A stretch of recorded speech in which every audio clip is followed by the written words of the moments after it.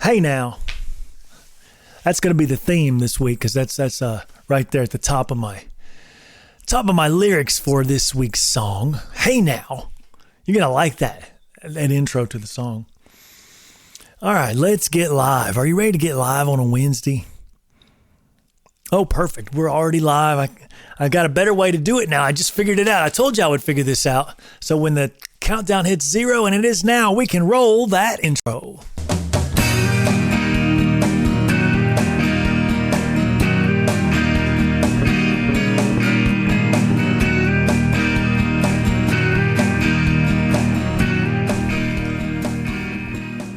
Here we go. Crank it up, pump it up. Hello, friends. Jump on in here, refresh that page. Let's go live. We are live, in fact, on a Wednesday night. Good evening, ladies and gentlemen, and welcome to Church Prep with MWD Wednesday. Drumroll. I am Mark W. Douglas. Let's get things started off with a prayer. Our Father, who art in heaven, hallowed be thy name. Thy kingdom come, thy will be done on earth as it is in heaven. Give us this day our daily bread, and forgive us our trespasses as we forgive those who trespass against us. Lead us not into temptation, but deliver us from evil. For thine is the kingdom and the power and the glory forever. Amen. Happy Wednesday, drum roll. A 5-song concert is coming your way tonight. That's right, I'm going to pull out my guitar here in a bit. But first, it's time to introduce the Song of the Week's backstory. Let's recall the SOTW is called Out of the Rain.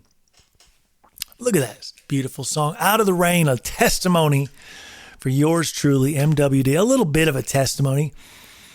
So I'm in the catbird seat when it comes to testimonies, because when you write music and you write songs, you can just go to town on different ideas that you might have for testimonials. I got stuff I want to say about this situation, and how do I best do that? Maybe it just comes to you, right? And so I can just go on and write song after song after song and talk about testimony kind of stuff. But this one was one of my first ones. In writing music, I'm going to tell it's time to get the popcorn, for here comes the backstory. But in writing my music, and writing the lyrics, it's real important to me to make sense. And it's real important to, come up with something to say. What you have something of value to share with the world. I guess you could be in a different mood and write something goofy and dumb or stupid, and maybe it's about a girl, or maybe it's about a friendship, maybe it's about God, right? Maybe it's about something, right, that someone else can relate to. It's always my idea. In this song, Out of the Rain, I wanted to tell a little bit of my story. And I think a lot of my songs, they start out with this problem, and then the solver. Who's the solver? I tell you who the solver is. It's our Lord and Savior, Jesus Christ, isn't he? He's my salvation and solver. He's going to help me solve these problems, these doggone problems of mine. And he's going to be the one I can turn to when things don't go perfect, things don't go right. And man, don't you love leaning on something that's kind of like it's there, because we're here with the fabric of the universe, right? And yeah, that's that song where it's constantly like, here's the question, here's the problem, who's the answer? You know who it is. His name, he goes by JC around here.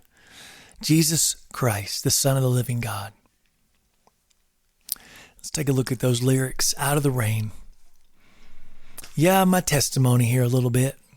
When I was able to drive as a young man, I got in a car with a friend of mine, best friend,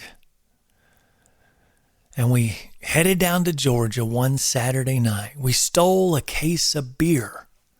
We were looking for a fight. The first verse there. Now, in a live kind of situation, he wasn't asking the next question. Who am I is what I was screaming to myself as I felt the whole world fall down. And yeah, I didn't share that with him at the moment. I just shared the excitement of doing it, knowing how wrong it was. We got away. We didn't get in trouble. We got away. We hit I-75 and we took off north back to my little single wide trailer that we were renting that my dad had set up with a neighbor of ours. Put the beer in that refrigerator. I didn't really want to drink it. I wasn't a drinker. I just, it was the whole act of doing it.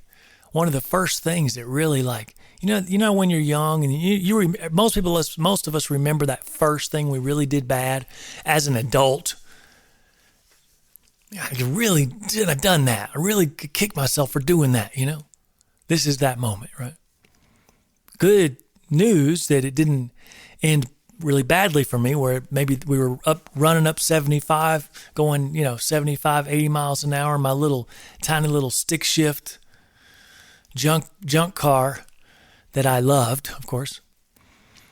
Thank God, we didn't get pulled over by the cops, because that would have been bad. The whole thing would have been epically bad. I guess that's why I have a lot of, I just have a lot of empathy and care for a young person that it's one thing to stick your foot into trouble every single weekend, because it's like, okay, you're asking for it. What's wrong with you? It's another thing. It's just a one-off, and maybe the judge would have seen that. But I kind of kicked myself. I was my own judge. I didn't need to be arrested. I kind of arrested myself, honestly. Was it me that arrested myself? Everybody knows the answer. I set myself up for that one. Okay, fine.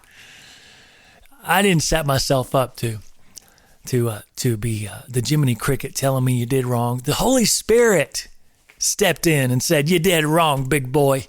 You did wrong. What are you thinking? What are you doing? Get a hold of yourself." I love saying that too, by the way. I've always loved saying, get a hold of yourself. I like to say it to myself. I don't mind saying it to myself. Get a hold of yourself. What's wrong with you? Stop playing. It's a good little it's a good thing to kind of remember, right? Get a hold of yourself. It's not a bad thing to ponder, right? Get a hold of yourself, man. You're stealing a case of beer, running down the street, looking for a fight. I didn't share that with my friend. I didn't share that with him, that I was screaming, "Who am I?" I want to look tough. I want to look cool. Put the beer in the refrigerator. Didn't even want to drink it unless he was around, so it just sat in there. Something to do for fun, but it just was wrong. It was wrong. It was more than wrong. It was dead wrong. Could have gotten in big trouble for such a stupid prank. Some of the stupid things that that we did, you see it on the regular nowadays, right? Kids doing stupid stuff all the time. Maybe I was ahead of my time there. Good thing we didn't have, cameras where we could have videoed all this and put it on some kind of social media, and then really gotten in trouble by the law. Oh yeah, thanks for turning yourself in. Since we have video evidence, we're coming to your house to arrest you. So we make the mistake. Thank goodness we didn't drink on the way. We didn't drink. I think maybe my friend, he was in the passenger seat. Maybe he pulled out a beer and drank it on the way. But I was driving and he was underage. We were both underage. That's why we stole it in the first place. We could have just bought it if we were of age. Just we were underage, of course. Like I said, 18-ish. Just got driving around in a car.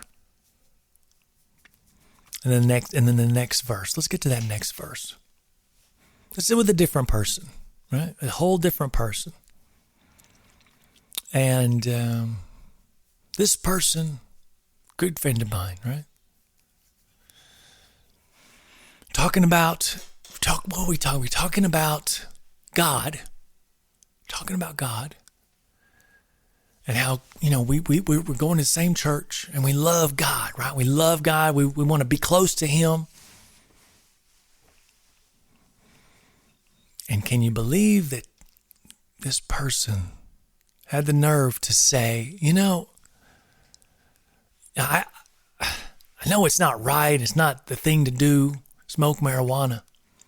But I got to tell you, doing this, smoking marijuana, it actually brings me closer to God. I mean, it makes my mind relax, and I kind of space out, and then I can really meditate on what God's wanting to tell me, what God's wanting to show me, and what God's wanting to say to me. And I just couldn't believe my ears, like the verse says there. I couldn't believe my ears. Drugs give peace and they bring me closer to God. As if this was my excuse for doing that. This is my excuse for doing that. And it was like, okay, looking back at it now that I'm a little older, you realize, I think that was just the way for this person to try to relate to me. They're just trying to relate to me because I was a Christian. And I don't think it really necessarily brought her closer to God, but it was just a way to relate with me. So maybe I could go, man, that's a really great idea. Let's get closer to God by doing the thing that you want to do. And then that's when we have to say to ourselves, do we have standards in our lives?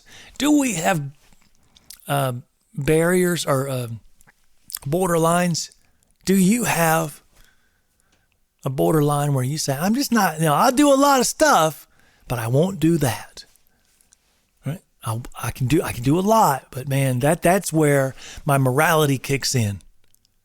And I just can't go past that line. There's a line for everybody. Where's your borderline? Where's the line at which you say, I will not cross that line? That's just too far for me. And this is what the devil tries to do, right? I mean, we know this. But it's hard. It's easy to know it. It's another thing to actually live it, right? To say, I know what's going on here. Devil's trying to tempt me. And that's how it kind of gets you in. It's like going to first base, right? Oh, man, you're just going to go to first. I mean, you're not going to home run. It's just marijuana. And then you're at first base. And, well, you've already gone to first base. Let's go to second base. Let's go to the next drug. You go to that next drug, and you get deeper and deeper until you're out of this world. You can't even, it's hard for you to find your way back to home plate.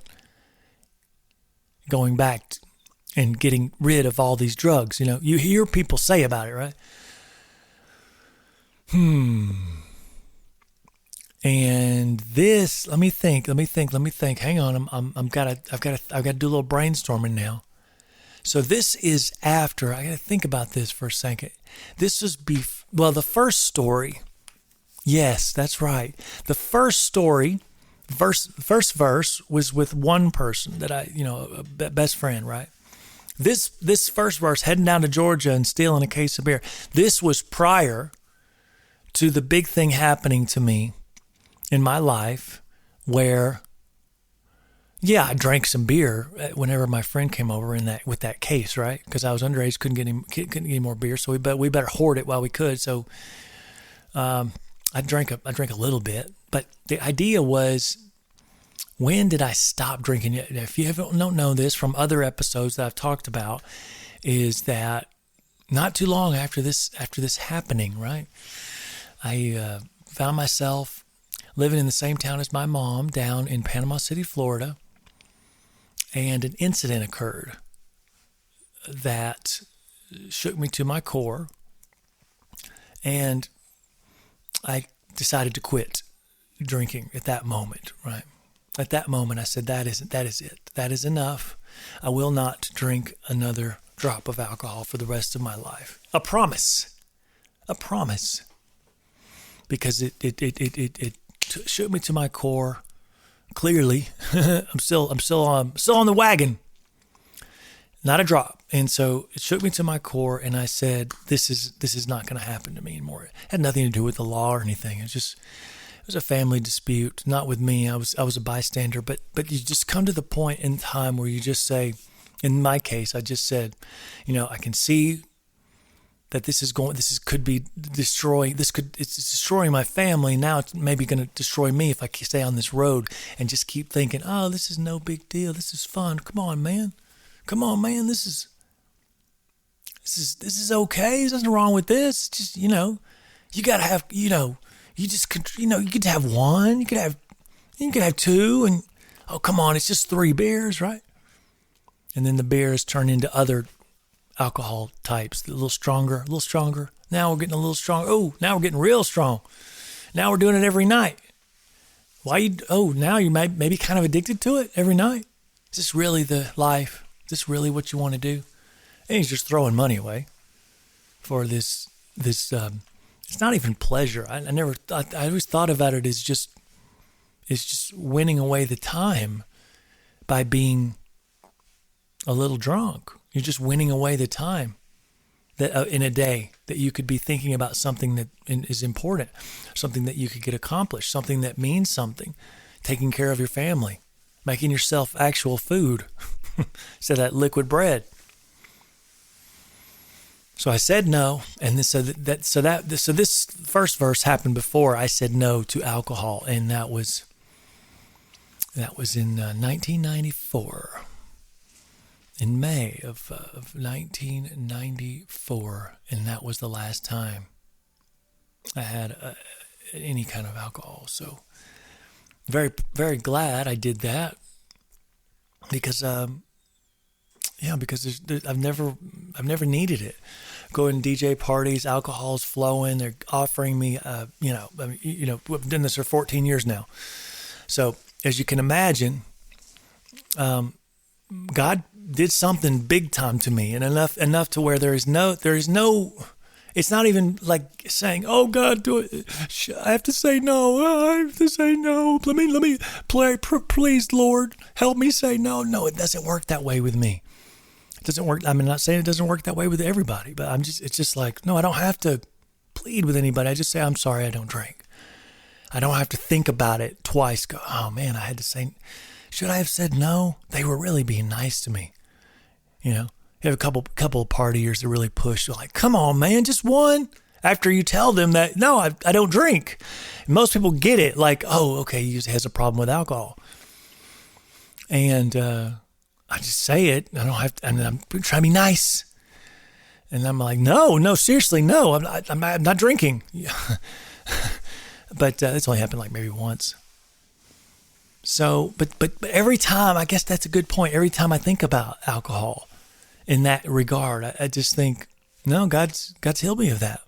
It kind of reminds me of that verse in the Bible. Maybe we'll go over it on Friday because Friday's the Bible references. But remember the verse in the Bible where I believe it was, I don't know which disciple or apostle said it, but I'll look it up. But basically that, when you're God, I think it's Paul, but he's God will make you the strongest in your weakest, right? And whatever it is that you're the weakest thing, God made him the strongest in that formerly weakest thing in his life. So it's not even a thing anymore. It's just like, no, that's not. I have zero want or yearning. Zero want or yearning to do anything in regards to the alcohol consumption of it and that entire lifestyle and what that means. All of it is. It's almost like. It's like imagine if someone told you, "I want you to eat this sludge." To me, it's just like, why would I want to eat the sludge? That's what it's akin to, or something that would make you immediately have to go to the hospital with sickness. It's just the way it is. Thank God, thank God that's how it is. And and that actually brings up a good point. Is there a way we could do that? We could have that feeling for the sin that's destroying our lives. The other things, right? The other things that, may not be alcohol. The games that we play, maybe an actual game on your phone, the games that you play by binge watching television until your eyes can't even stay open anymore.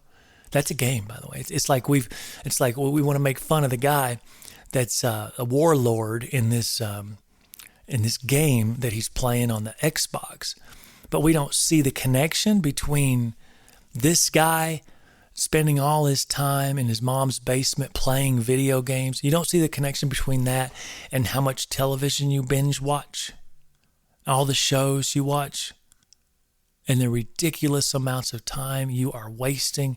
And you are a child of God. You are a child. Some of you that have given your life to Jesus and that claim that Jesus is your Lord and Savior. That's who I'm talking to on that sentence. Like, you have the audacity to sit around and absolutely make a waste of your life when you have skills that need to be put to use for the betterment of mankind and the kingdom, bringing forth the kingdom, strengthening the kingdom. The thing that I'm doing right here. This is what God's wanting me to do, right? And this isn't the end, right? This is a 3-year project. I can't wait to see what God's going to open up next, This is just now. We're going to do the 120 songs. And maybe, like I told you, I want to get these off my chest so I can begin writing some more. My goal is to begin writing again.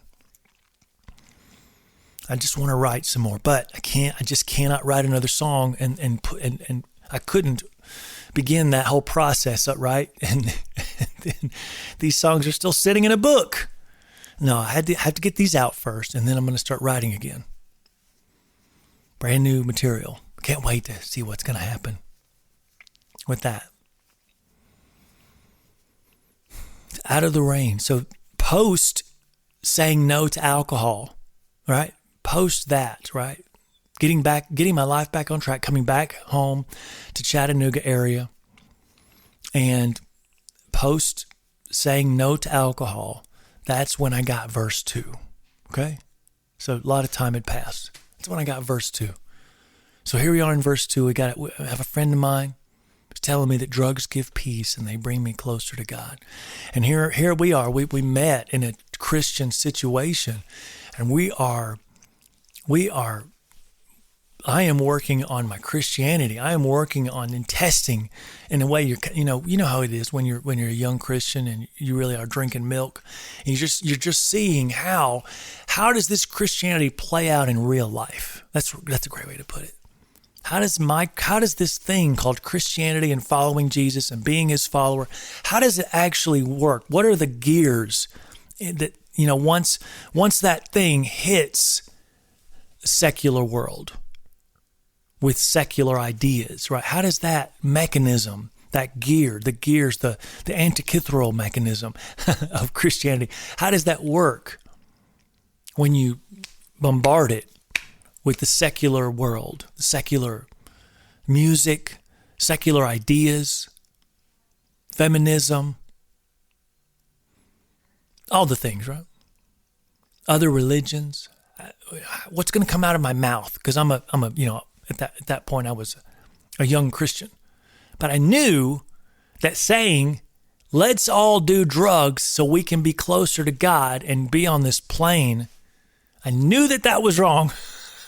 And who knows, there's a possibility that over time I could have been proven wrong. But it hasn't happened yet, okay? Hasn't happened yet. And I think the main reason it hasn't happened yet is because we have to juxtapose our lives with the Bible. Is it there or is it not there? If it's there, then we reciprocate. We do the same thing. We model. That's a better word. We model what the Bible is doing in our own lives. And so I never said there was anything wrong with alcohol. It's clearly there in the Bible. It's at the marriage feast, and this is when we're having a party, right? I like the way, I believe it was my father I love the way he said, maybe it was my father, but that's the thing that's popping into my head. But he said, because I never saw my dad drink ever. And I don't think I ever still have, but I think he said to me that he felt like it would be okay at a wedding. And maybe, I don't even remember, honestly, but maybe I remember seeing him with a tiny little glass of wine. But I didn't even see him drink it. But that made a lot of sense, Maybe it was another person that said, I only drink maybe on maybe like I said, a wedding or New Year's Eve or something. Kind of like that. I like it because I like, who doesn't want to be in control of their faculties and their senses? But again, to each his own, and God's the one to judge. I'm just saying, it's there. It's true. It's okay. It's okay. And again, everything in proportion, everything in balance. We got to be balanced. Let's get balanced. And on that second verse, we've made mistakes and sometimes wondering what we are, forgetting who he is. It's interesting that I picked those two, right? Of all the things, the first verse, there was alcohol involved. The second verse, there's drugs involved. In that case, marijuana. Drugs give peace and they bring me closer to God. So part of, I think, a lot of kids these days, right, is beating it, right? You're over here and you just can't help but get over there on the other side of the fence. I'm going to go to the other side of the fence because the grass looks so greener over there. And you know that that's the world. You know that that's not what you're supposed to be doing. You know that that's unbiblical. You know that that's carnal man, the flesh, wanting to do all kinds of things that look so much fun.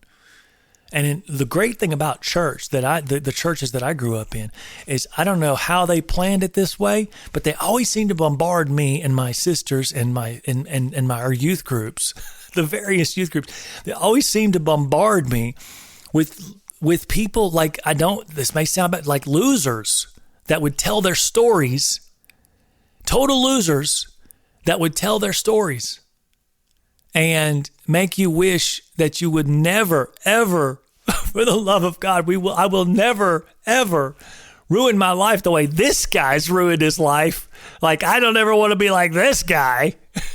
The way that they presented it to us was so palpable, like scared. Like, I don't want to do that. I don't want to end up like this lunatic telling me the story about how just how pathetic his life is, whether it was in the pulpit or whether it was in the youth group. So thank God for that. Thank God for bringing on people that would just make you go, no, you want to end up like me? Don't end up like me. Thank God for those folks. God bless those folks. Because you're churning out people like, hopefully like me, that say, no, I'm not, I don't want to end up like you. Thank you for that testimony. Thank you for that testimony. You just saved me a lot of pain, babe. And then, like I said, we have to dip our toe into the foolishness. And these days, there's this thing called fentanyl that ruins you because you can't just do it just once. Can't just do it just once. Oh, you can't just do it just once. Because you become immediately addicted. Immediately. And you know what can happen. Lots of bad stuff can happen. Got to watch yourself. People on the road driving with this stuff in their system, right? So at what point, what point do we say, I got to go back to my roots? I think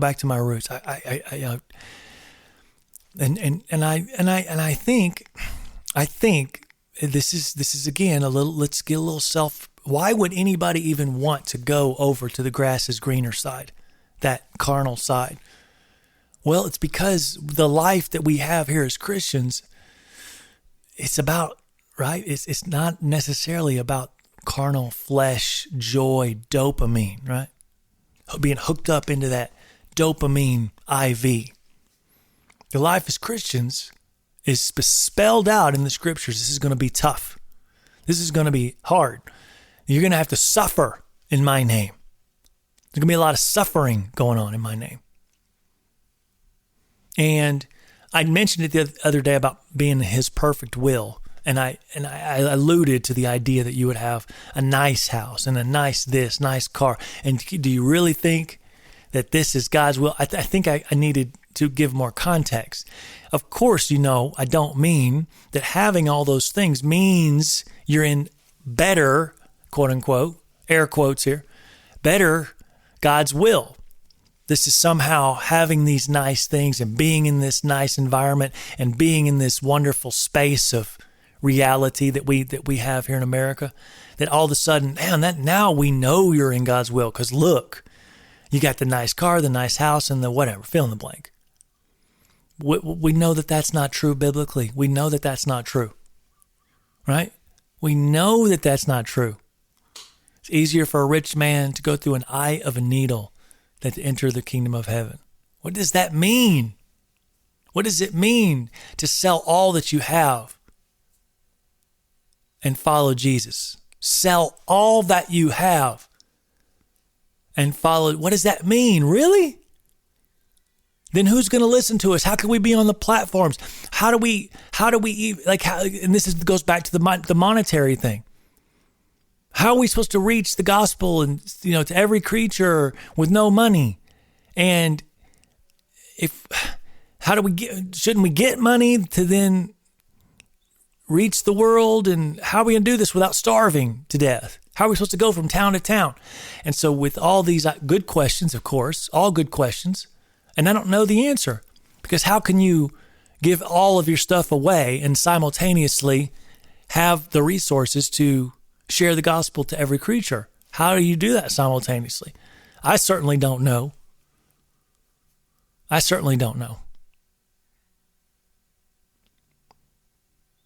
But I'm certainly glad I had enough money to buy the things that it created so I can donate to you right now at this exact moment.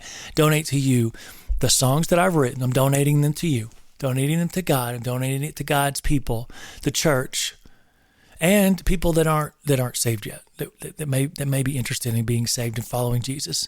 That's what I'm donating to. And thank gosh for the money enough to be able to do it. I don't, so let's actually, we have to dig into the money thing a little bit, because we have to, this is a think tank for Christianity, layman Christianity. We don't know anything, but we got lots of questions. That's what my songs bring up, lots and lots of questions that don't make sense. So I just have to say this. And I keep trying to unravel it and say it better. And I feel like I'm getting closer. So pray with me about that. But here's another shot at it. If we had a room with 10 people in it, and 9 of them were volunteers, and the whole reason you came into the room was to serve God.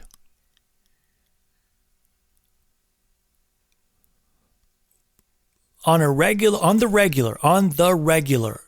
who's the 10th person? Do you really need to answer that question? Who's the 10th person that's not the volunteer? And why is that 10th person the one in charge? I need to repeat that. Do you understand? I'm giving you the most basic thing in the world, the most basic understanding of follow the money, follow the money.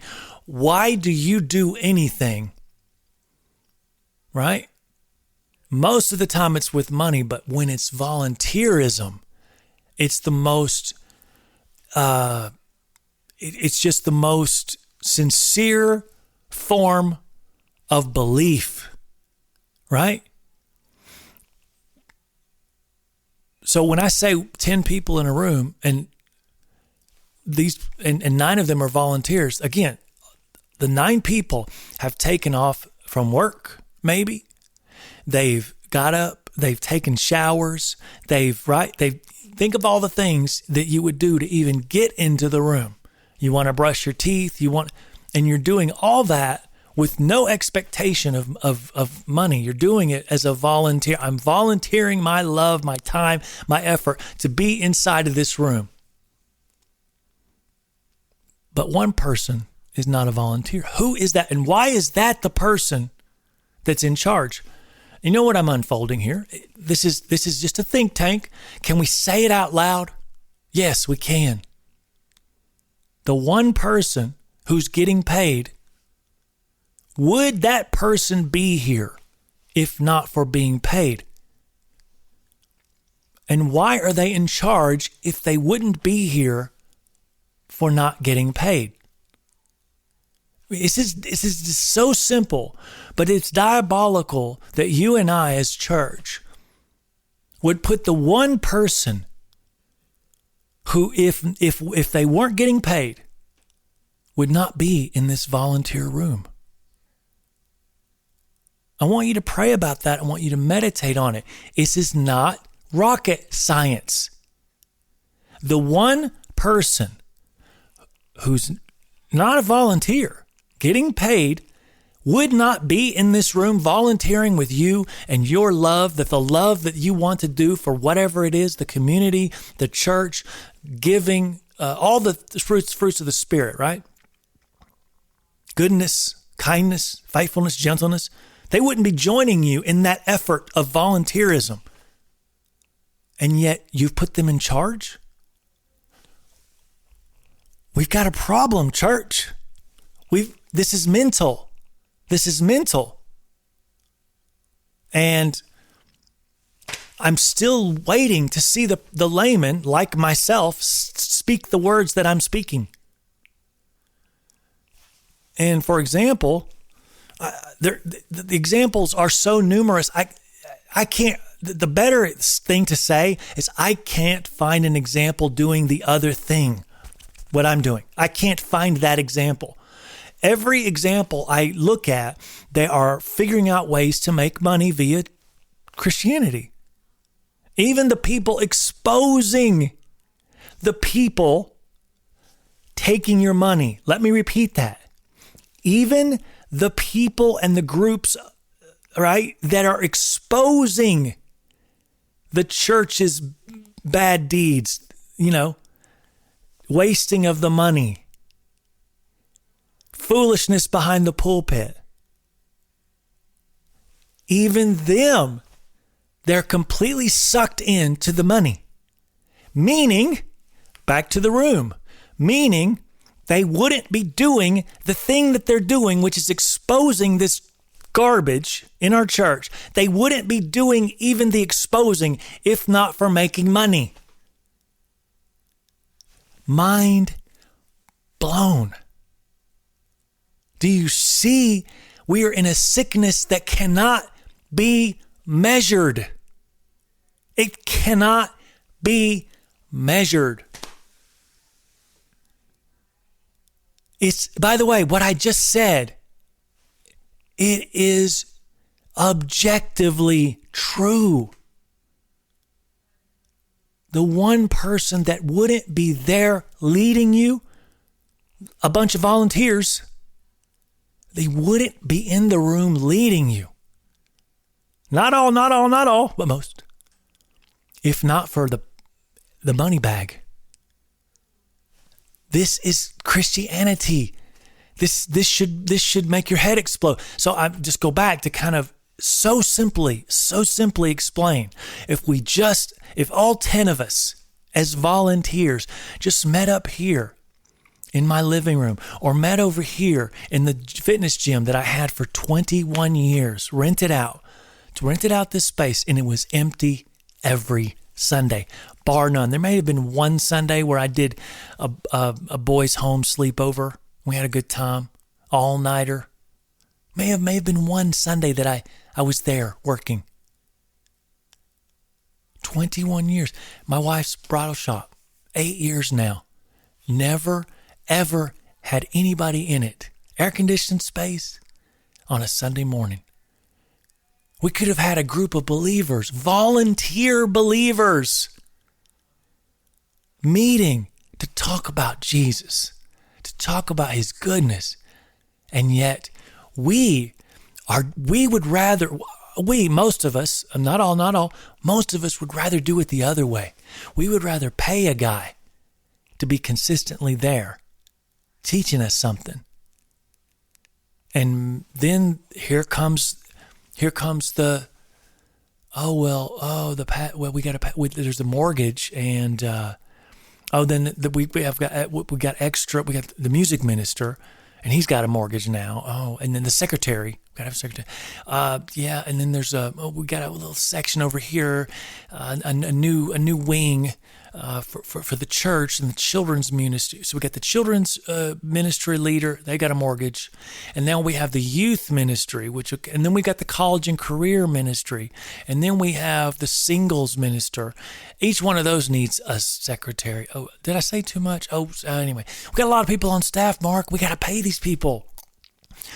And so the idea of being a volunteer and donating, like what I'm doing right now, like what the Gideons did. Like, you say what you want about the Gideons. They put a Bible in every hotel room at no cost to anyone. It's yours to read. I don't know if they're still there anymore, but just saying. That's like a great example. And yet we're paying, and we're paying for this and paying for the men's conference that has the guy on the stripper pole going upside down with a sword in his mouth and licking the sword and having fire, looks with an upside down cross. And we're talking about this. This is on the burner of what we're going to discuss. When in fact, none of these people would have even been at the conference. Oh, let me put it this way. Would there have been a conference if you didn't have to pay? Because if you didn't have to pay, then someone would have had to rent out this arena who has the money to do that, right? Well, I mean, what do you mean we could have met at a park? What do you mean we could have borrowed DJ Mark's sound equipment? All we had to do was ask Mark? Hold on a second. Time out. You mean to tell me that we could have met at a state park out in the middle of a field, borrowed DJ Mark's sound equipment because he's a Christian, a devout believer. We could have used his microphone, and we could have done the men's conference out in the field. We could have had a prayer meeting out in the field. No, but what about the graphics, Mark? You got a video? What about whataboutism? What about a stage? I want to be up high so everybody can see me up on stage. And that means we have to have insurance for the gig. And we have to have people, that insure the scaffolding that will be up on the stage. And, we want to bring in a tank. I don't know if you know, but we've got this tank, and the tank is going to go over a car. It's going to crush the car, a real tank, not like we're talking about a real World War II tank. Yeah, one of our guys. I mean, how are we going to do that? We got to do it. We got to rent out the arena. And how are we going to sell our books? We got to have a bookstore. It's on sale though, Mark. Everything's a cost. Yeah. You got to buy coffee. You got to buy donuts. This is what Christianity has come to. And then instead of the elephant in the room, where we can, like what I just explained, right? Like, why are we even paying for a conference? Let's start with the first sin, and then we'll get to the whole stripper thing, right? We'll get to the guy who comes up and first chastises them for doing the male stripper thing in front of this men's conference. Okay, let's get to that in a minute. And let's get to everybody wants to put that on the burner first, when in fact we'll talk about that after we talk about this other big thing, the bigger thing in the room, that none of you would be here if not for this man getting paid. None of you would be here if not for everybody wanting to make $1 off of you in the audience. And yet you sit there and you keep funding these people, these organizations. You do you.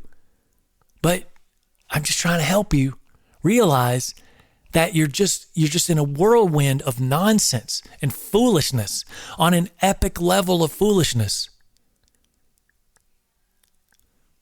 I'm not trying to get you to come to my conference because my conference is cheaper. No. If everybody wants to get to a conference, I've got East Ridge, the Jordan, Camp Jordan. I'm pretty sure we can go to Camp Jordan and get up there on the pavilion. Maybe there's a rental fee, and use some DJ equipment. Maybe even use a bullhorn, and it's all donated, man. And we can have a good, glorious get together.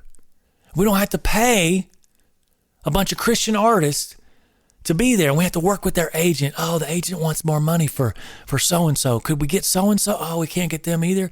Oh, because we were only willing to pay $100. Oh, well, all right, well, thanks for donating $100, Mark, or whoever. Thanks for donating $100. I know, but that's all we had.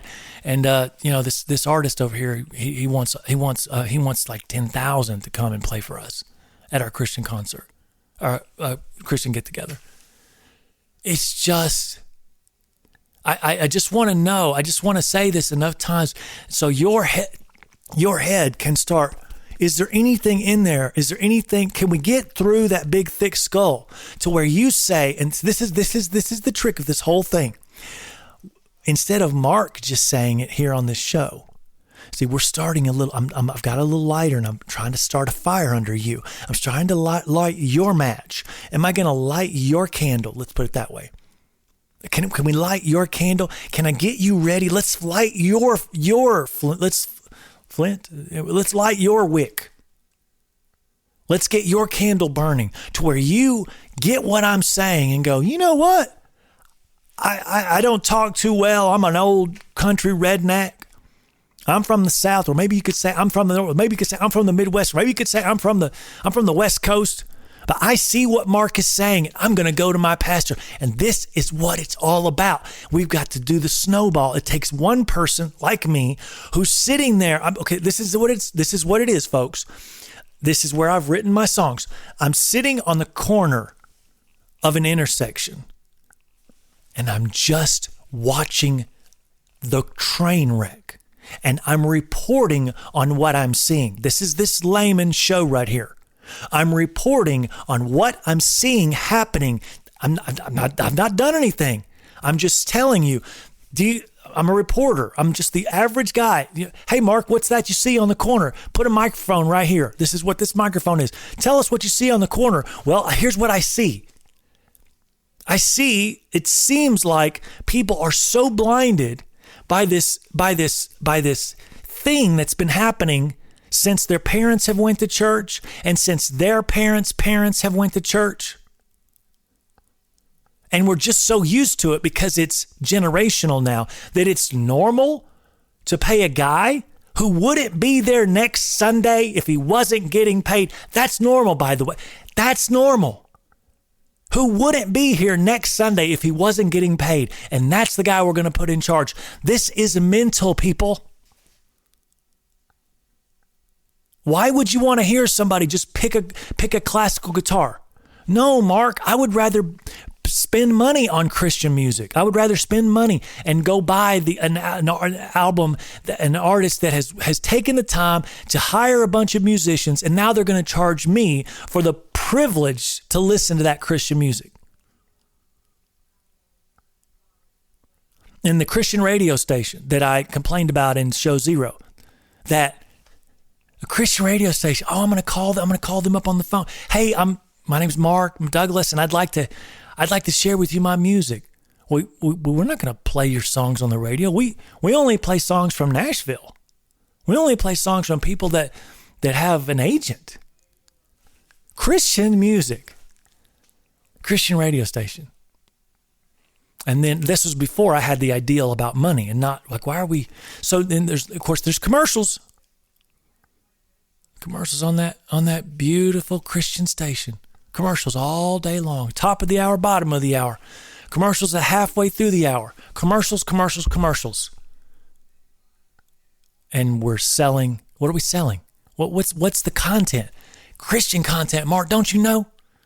We got to tell you about what the sponsor of this show. We got to tell you about the sponsor of this show. Now, again, if you didn't know any better, you would think I know nothing about entrepreneurship. If you didn't know any better. And I'm like the most, don't get me wrong, there are many entrepreneurs out there. I'm the most successful entrepreneur I know. Now, that doesn't say much. I don't know that many people.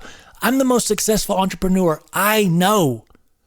Telling you that, okay, when I say entrepreneurship, I mean, let's make some money.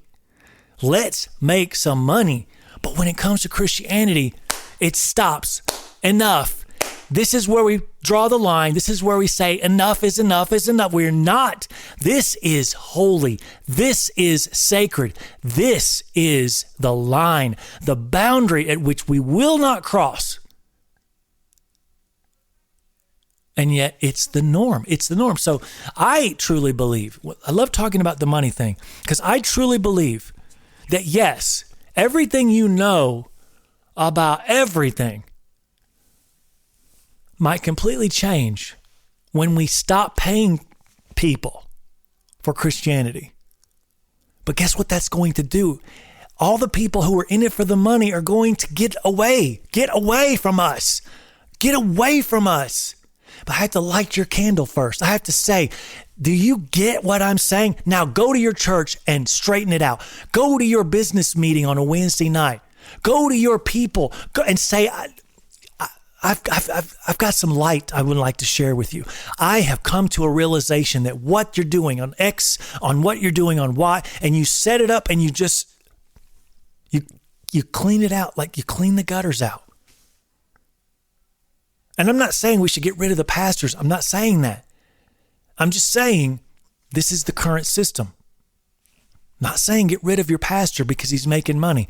I am just saying it's true. It's the guy standing on the corner and noticing that it's true. Everybody here is a volunteer.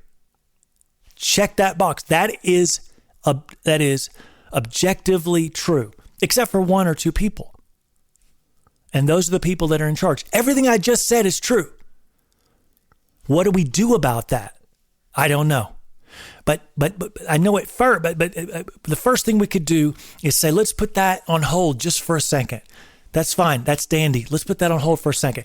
Let's get the stuff that we know is incorrect. Charging for Christianity, because what we have over here kind of looks like donations and tithe. Let's put that off to the side. Let's work on one thing at a time. Let's get capitalism out of this space. That's it. All capitalism out of this space. And everything is free. Everything is free. Everything is free. And then I'll change it up. Everything is donated. Everything is donated. Everything is donated. Have you ever been to a potluck dinner after church? It's a Southern thing, okay? Potluck dinners when everybody makes their best recipe once a month, maybe something, and maybe it's on a Wednesday night. Kids are running around having a good time, but the adults have all brought their favorite dish in a big old crock pot. And they set it up on this big, long smorgasbord table, and we have a potluck dinner. Did you have to pay for that? No. I mean, obviously, if you don't even have to do it at the church. You say, well, we got to have electricity for the church kitchen and all that. That's fine. Maybe that's part of the donations and tithe, right? Sure it is. Of course it is. I'm just saying there are so many examples. That potluck dinner is a fun example. There's so many examples, and it could just go on and on and on until the end of you know what, with people volunteering, not expecting anything in return. That's the beauty and the epiphany of love. The beauty and epiphany of what God continues to hammer in. Love your neighbor. Are you going to charge your neighbor? No, you would love your neighbor. Do you charge your neighbor for the advice? Do you charge your neighbor to help him with his lawn, to help him with his tree that fell down and hit his house? Do you charge your neighbor for whatever? You shouldn't, but I'm saying, right? And understandably, there's rental houses that's a little different. We love our neighbor. And so if it's a Christian neighbor, what are we going to do then? Maybe we invite them to our Christian church, which, by the way, is meeting every weekend in a place that we don't have to pay for. We don't need a microphone. We don't need a big DJ Mark setup. You know where I'm going with this, okay? Praise God. Praise God. Praise God. Does my clicker still work? Yeah, it does. Okay. Clicker goes to sleep sometimes. So out of the rain, what does this song mean? Out of the rain. Are we going to get out of the rain? Are we going to wake up? Are we going to see what's going on? Because look at that bridge. What you couldn't know then is what you do know now. You're taking the time to listen.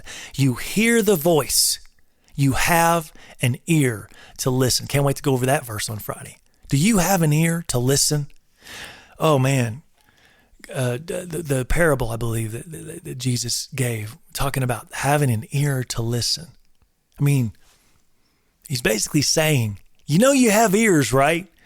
And they're not just, to whatever, to hear yourself talk.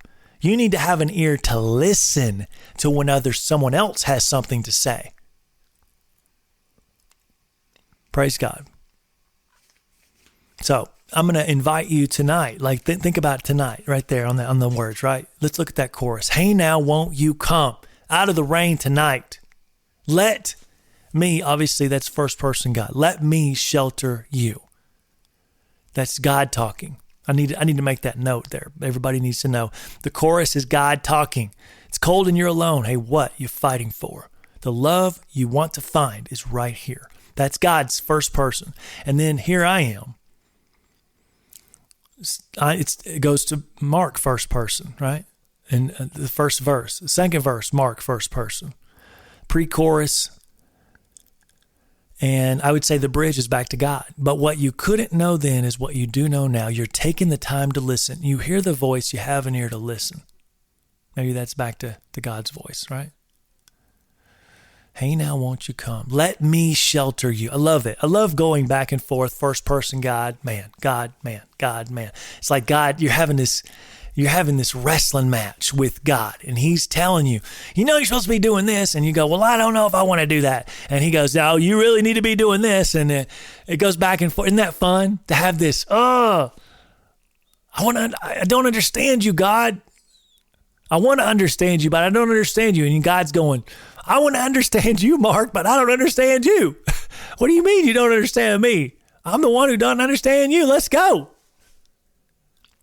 Go back to the Bible and read it, you big dummy. Praise God. All right. Out of the Rain. It's going to be a beautiful song, and I will sing it this Sunday, the 15th song. I think I'm looking at the clock. Oh, man, I love talking about all this. I really think I got my point across tonight with the money. And so I'm just so glad to do that for you, to really light your candle and say, we need to start a tsunami. A little wave is where it starts, and then we're going to start an earthquake. It's all metaphorically, and then we're going to start a tsunami of saying, push back. No, let's change this. Okay, 5-song concert. Let's pull it back. It is time to pull it all the way back to Slow Down. Let's see what we got. Song number 13. There it is, coming up. Good, Slow Down. It is time for Slow Down. Let me grab my guitar. It's time for a 5-song concert. Thanks for hanging out there with me. All righty, I got my guitar. Are you ready to slow down and listen to what God has to tell you? Let's do this. Yep, I got my thing just right. Good.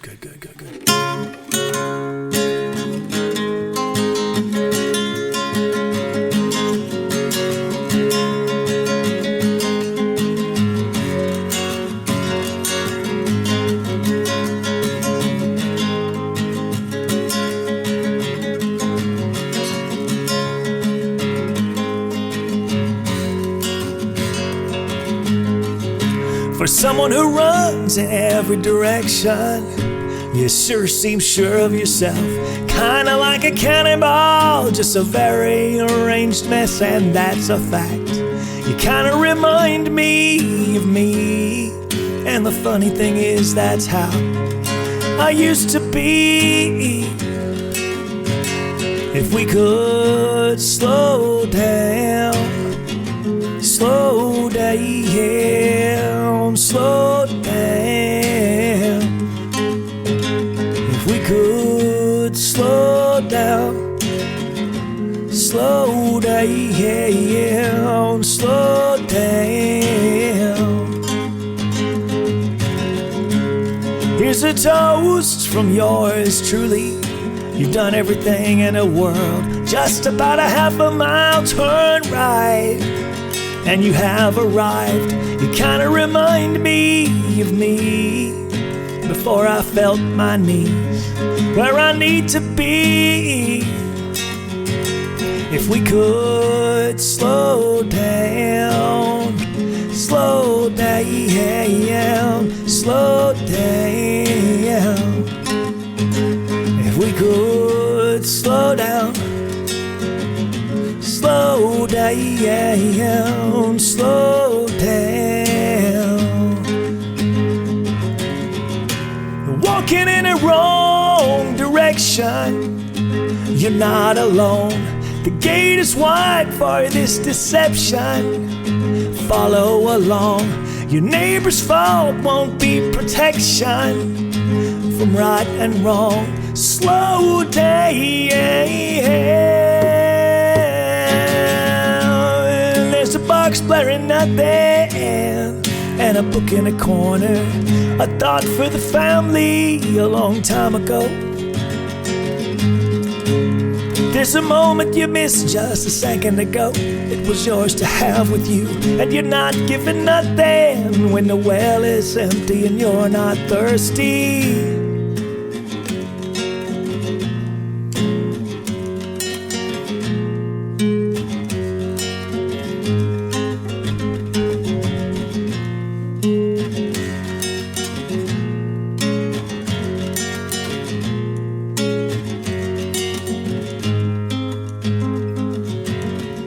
The moment you're missing is there in the dead of silence.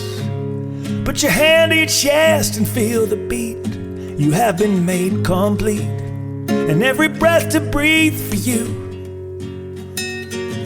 for me, is a gift to pray, a name to praise, a seed to preach. Slow down, slow down, slow down. If we could slow down, slow down, slow down, slow down, slow down, slow down.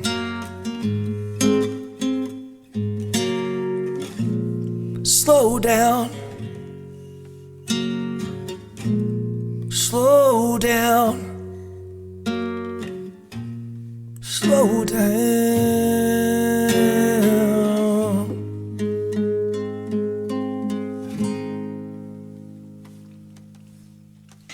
Praise God on that. It is time for the Lord's Prayer.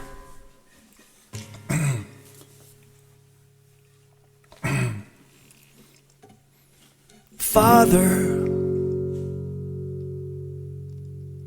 which art in heaven,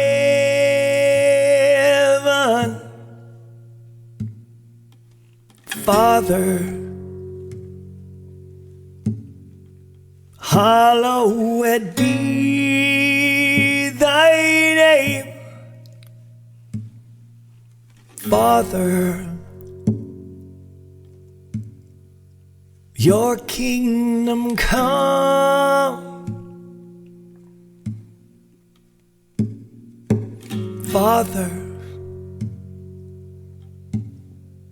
your will be done. I am on my knees,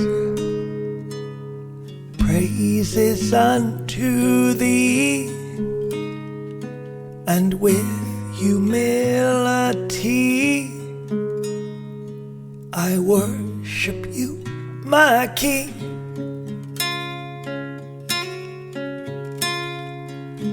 Father, on earth and heaven, Father, give us our daily bread. Father, forgive our debts. And Father, oh Father, help me forgive. I am on my knees, glory unto thee, and with humility I worship you, my King. Father, Father, lead me not to temptation.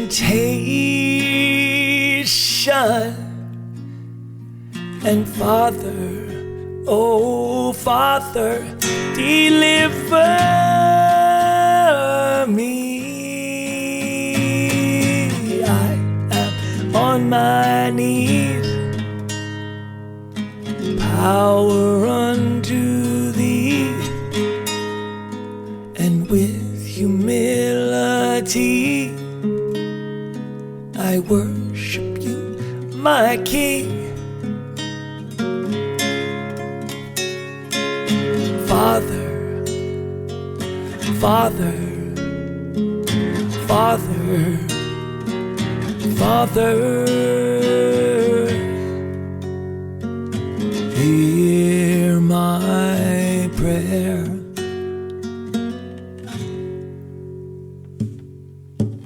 I am on my knees.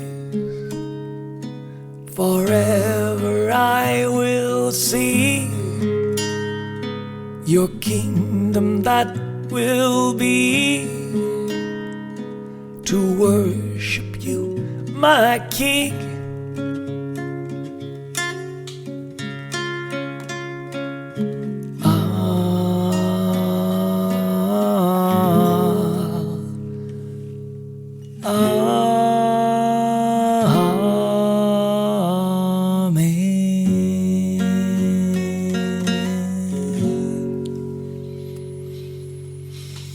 It's turned out to be a good Wednesday, huh? Anytime you can sing the Lord's Prayer like that, your perfect will.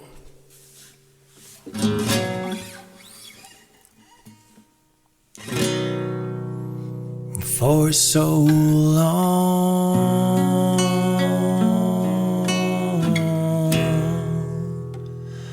I have been bound inside myself, closing the doors,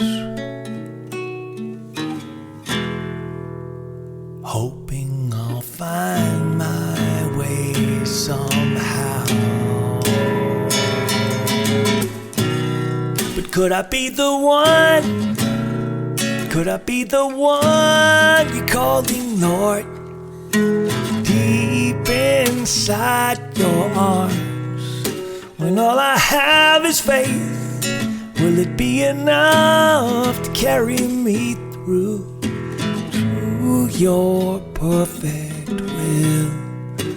For so long I haven't found my freedom, Lord, holding the rails, praying that I won't fall. But Lord, could I be the one? Could I be the one you're calling, Lord? Deep inside your arms, when all I have is faith, will it be enough to carry me through to your perfect will? Your perfect will in my life, Lord. Are you calling my name?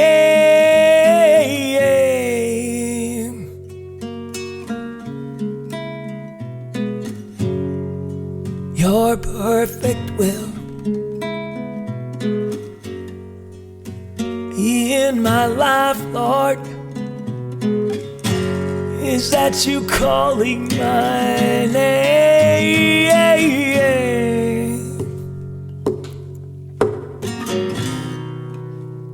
For so long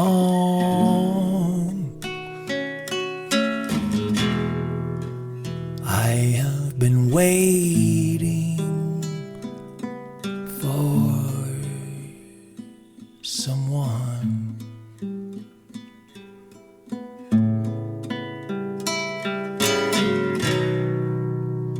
other than me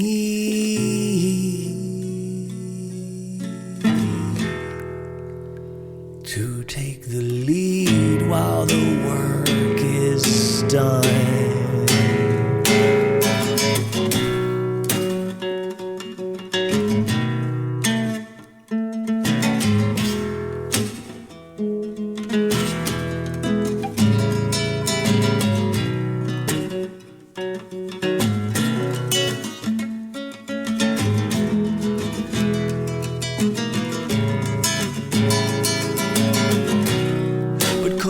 the one? Could I be the one you're calling Lord? Deep inside your arms, when all I have is faith, will it be enough to carry me through to your perfect will? Could I be the one? Could I be the one you're calling Lord? Deep inside your arms, all I have is faith. Will it be enough? Will it be enough? Can I be the one? Can I be the one you're calling Lord?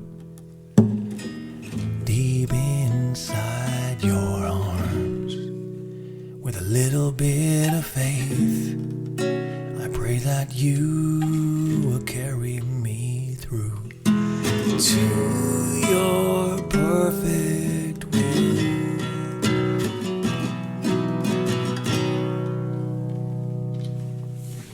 Boo!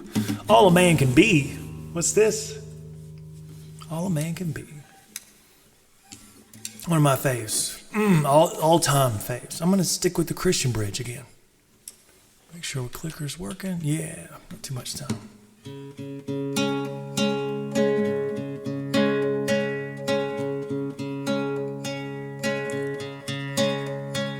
Fell in love with you. Best thing that I ever did in you. So true. It wasn't hard to do. You say that you love me, say that you love me too. And I wanna give my love to you.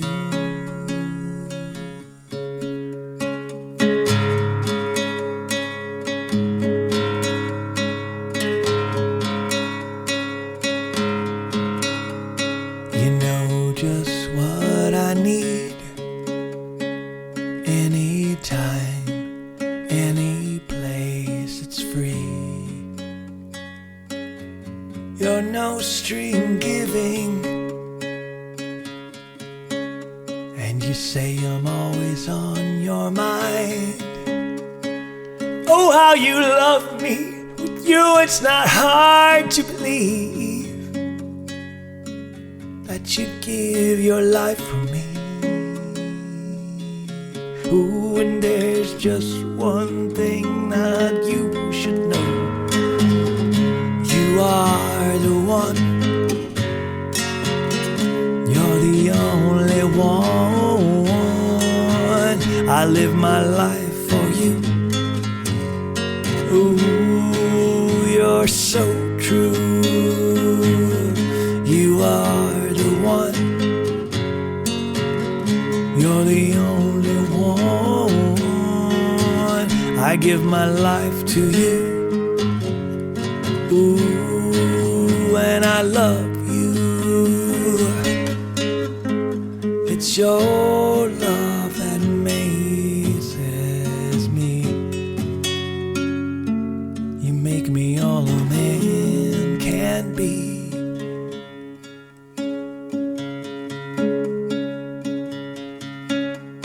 I fell in love with you. It was the best thing that I ever did, and you, so true. It wasn't hard to do. You say that you love me, say that you love me too. And I wanna give my life to you. Oh, and there's just one thing that you should know. You are the one. You're the only one. I give my life to you. Ooh, you're so true. You are the one.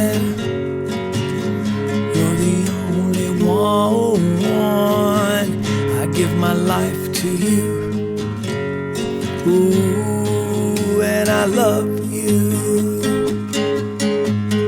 It's your love that amazes me. You make me all a man can be.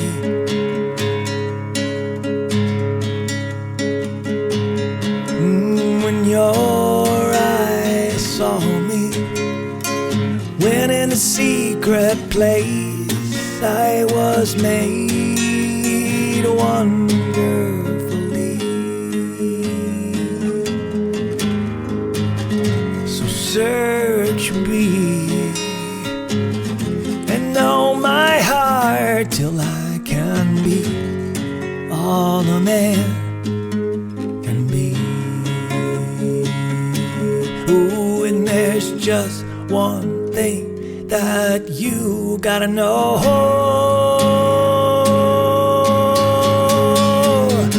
You are the one. You're the only one. I live my life for you. Ooh, you're so true. You are the one. You're the only one. I give my life to you. Ooh, and I love you. It's your love that amazes me. You make me all a man can be. Ooh, it's your love that amazes me. You make me all a man can be.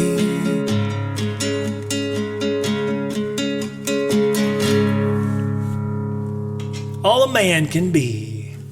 Ooh, how many did I do tonight? Okay, good. 1, 2, 3, 4. I'm like, did I just go over? No, we got one more. One more. And that is all to thee. Here we go. All to thee for our last song today on the hump day. Looking good.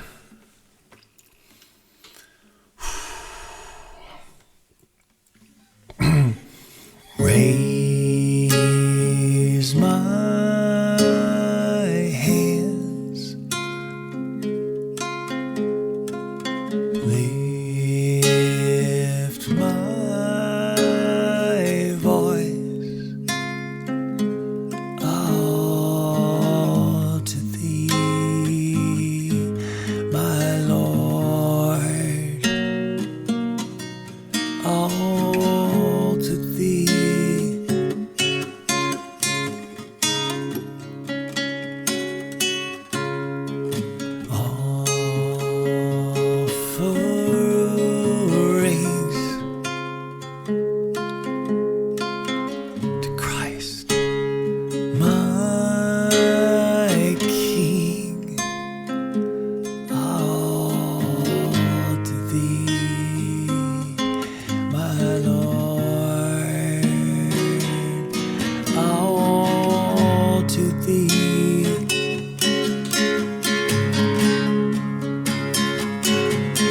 Giving praise to the King, having all authority.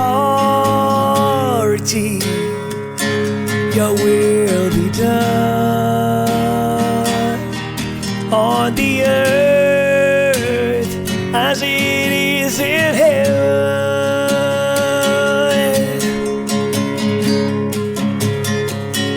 Your will be done on the earth as it is in heaven.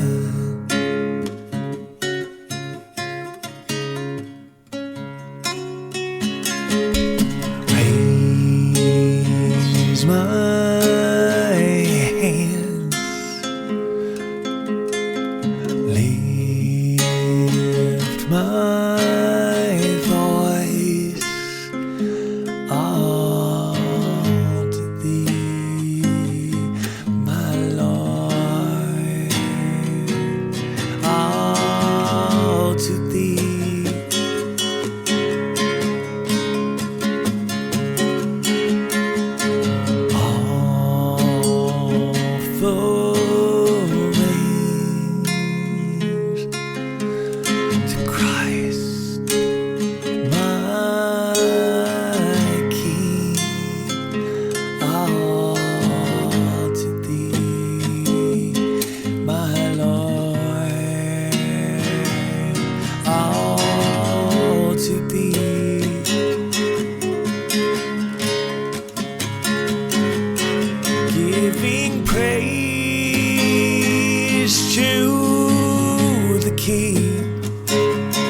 having all authority.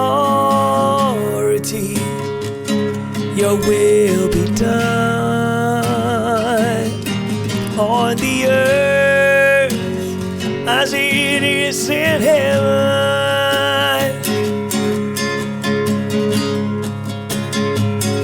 Your will be done on the earth as it is in heaven.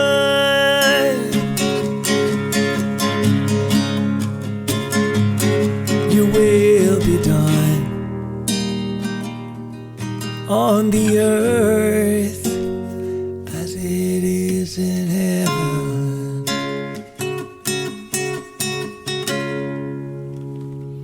Woo! 5-song concert.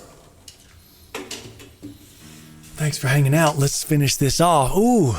Wednesday. Want to learn more about this show? Check out my website, MWDHQ.com. From there, download free demos of each song of the week and email me from the Connect page. That's right. Email. Come on, hit me up. Talk to me. Please subscribe to this channel and get notifications for when I go live. Join me as I prep you for church and explore the significant meanings of salvation and discipleship. Become a Christian. Begin to walk the talk. Strengthen your walk with God. Get inspired by what I'm saying. Pass it on as you begin to challenge your friends and family with the words that you're saying and the actions that you're acting. Ooh, I like that. Become a better husband, wife, son, daughter, mother, father, granddad, grandmother, neighbor, friend, leader, and follower. I got 2 questions for you tonight. What is the thing that God has called you to do regarding your life's purpose? And that's for your life's total purpose. Hey, what are you called to do? Are you a songwriter like me? And what about this very day? Because that's a little different than songwriting. Maybe today God called me to do something. Number 2, have you passed it forward by challenging and encouraging someone today? On Monday's show, I offered statements you could share with someone. Today, I offer questions to ask yourself. Which of the following questions are relevant to helping you move forward? Questions for myself. Okay. Hit me up, Mark. Do I truly believe in myself? Do I truly want to better my life? There's a better angle, sorry. Do I pray for myself? Was I the one that was wrong? Am I truly sorry? And would I make amends with joy and humility? Have I forgiven myself for that thing that happened? Am I truly thankful to God for what He has done for me? Is there someone I need to show love to? Why do I question God's love for me? Why have I not acted on God's plan for me? God's plan, not your plan, right? What purpose does God have for me today and tomorrow? Because it's a little late today. What purpose could God give me? He's got something for me to do? Oh, yeah. Why don't you join me? Have I lit that candle? Have I started to light that little candle of yours? So you could start asking questions. Let's do that. All right. Ladies and gentlemen, thank you so much for joining my church prep family. I'll see you live Friday evening at 8 p.m. Eastern for the Song of the Week's Bible Connections. The Bible Connections to, what is that? Out of the Rain. See you then. To God be the glory.